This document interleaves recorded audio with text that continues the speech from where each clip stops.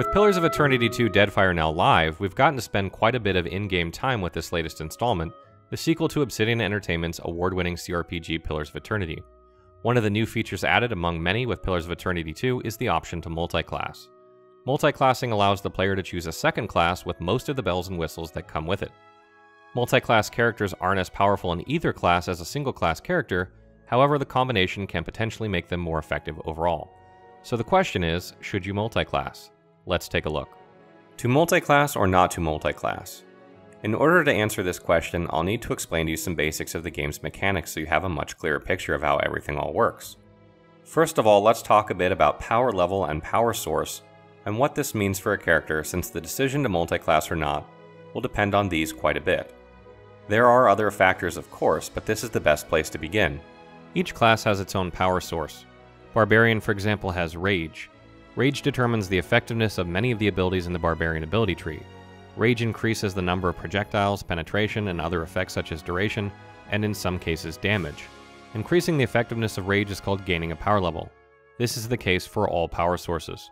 Note that power level does affect the damage of all spells that deal damage.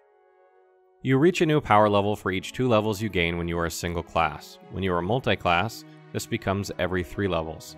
This means not only will it take you longer to access higher level abilities if you multiclass, because you unlock the next tier of abilities each time you gain a power level, but your abilities will be less effective.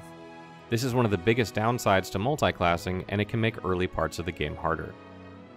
Secondly, multiclass characters cannot access ability level 8 or 9 of either class they play because their power level only increases every 3 levels instead of every 2.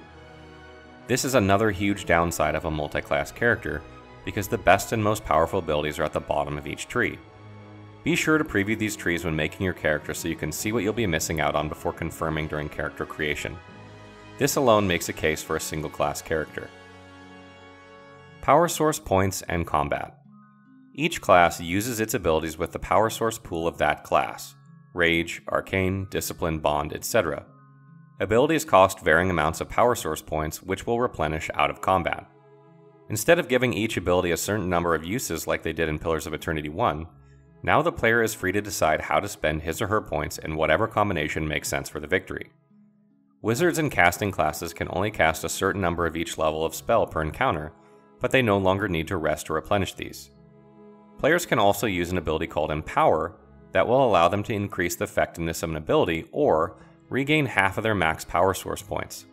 This can only be used once per encounter per character, and the total number of empowerments replenishes upon rest.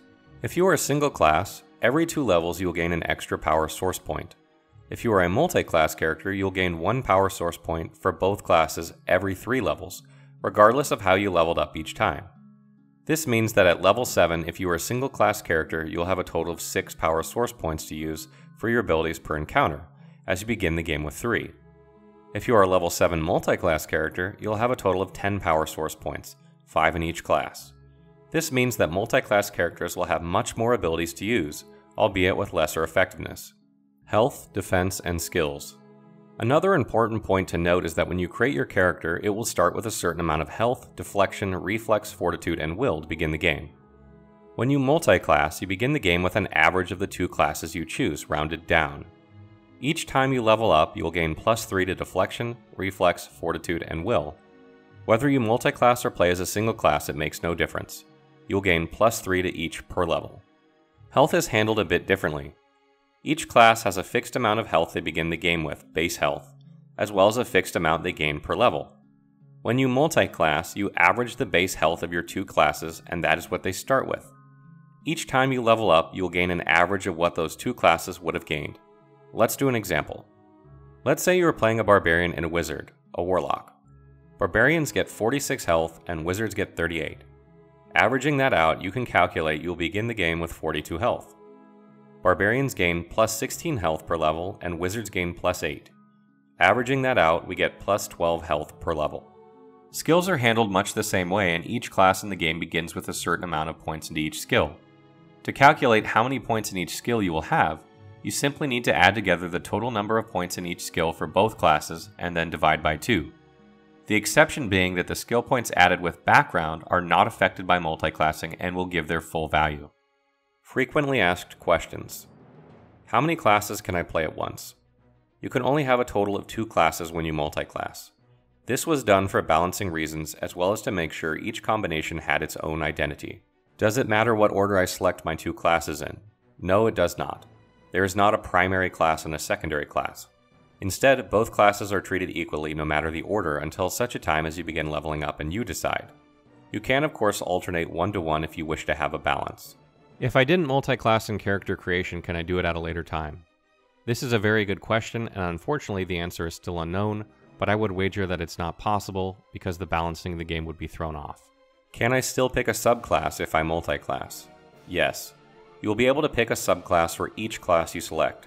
There is a total of 55 multiclass combinations, and if you factor in subclasses, that number gets way bigger.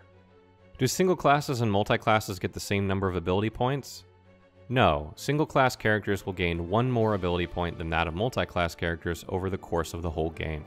After looking it all over, you can see that multiclassing done well has a decent advantage over a single class character. They gain more power source points to spend and they have access to 2 ability trees.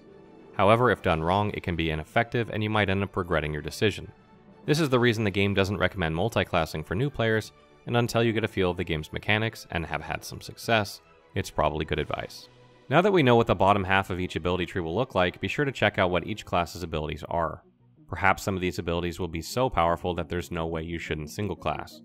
My guess is that it'll be a tough choice all said and done, and one that many players will spend hours pondering, which is great.